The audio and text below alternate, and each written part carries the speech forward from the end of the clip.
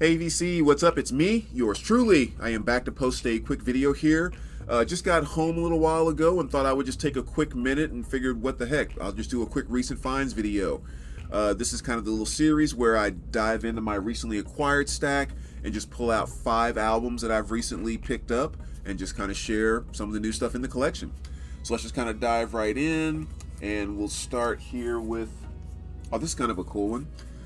From the standpoint of, I usually don't find a lot of albums in dollar bins anymore, and I actually stumbled across this one the other day, which was nice, and it was in really, really great condition.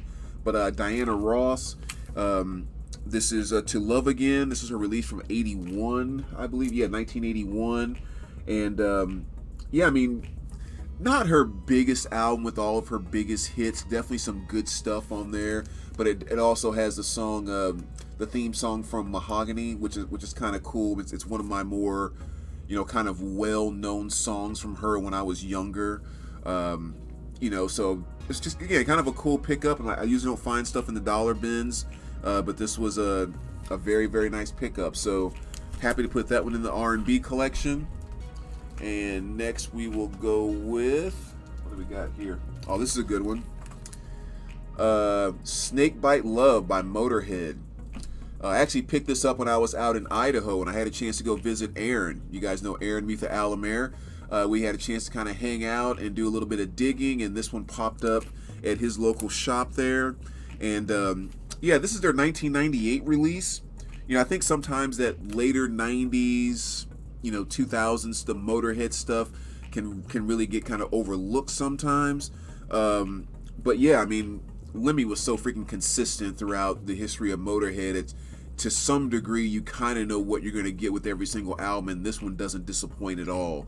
So if you do happen to be a Motorhead fan, but maybe, kind of got lost during this time period, great album to check out. Highly recommend it. But again, that's Snakebite Love. Really, really good stuff. I think it came out in 98. And let's see the next one here.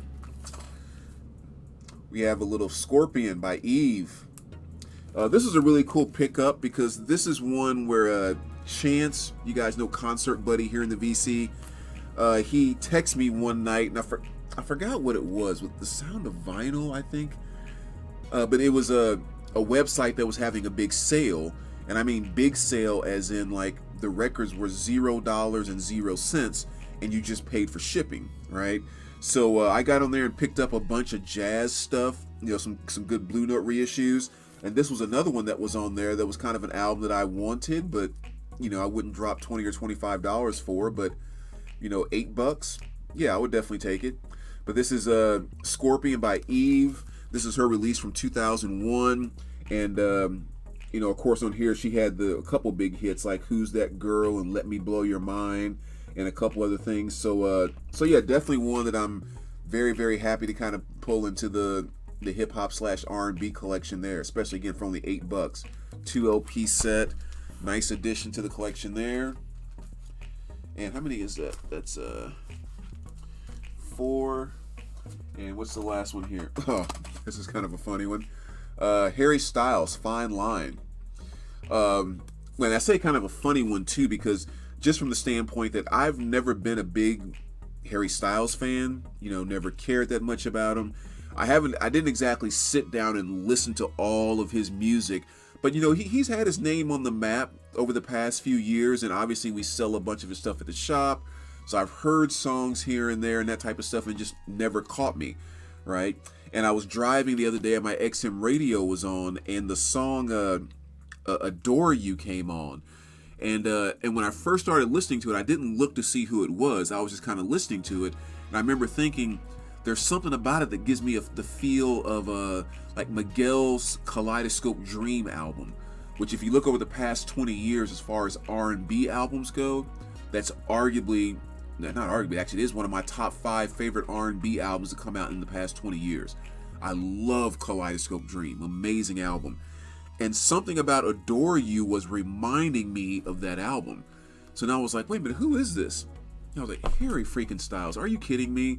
And so I was like, okay, that's my rule. It's like, it doesn't matter what I thought about a person before, after, who they are, style of music, or whatever else. if I hear something that's a, I always say it's like that's a melody that I want to hear again, or gives me an emotion that I want to feel again, I want it in my collection. And I was hearing something that, a melody that I wanted to hear again, so I broke down and bought my first Harry Styles album, which is Fine Line. So haven't had a chance to listen to it all the way through yet, so I mean I can't really comment on the entire album, but again, the few things that I have heard, it's just like, yeah, cool stuff. I'm glad to have it. So anyway, there you go, VC. Just thought I'd give you a quick 5 there. As always, let me know what you think, and we will talk to you soon. All right, take care, guys.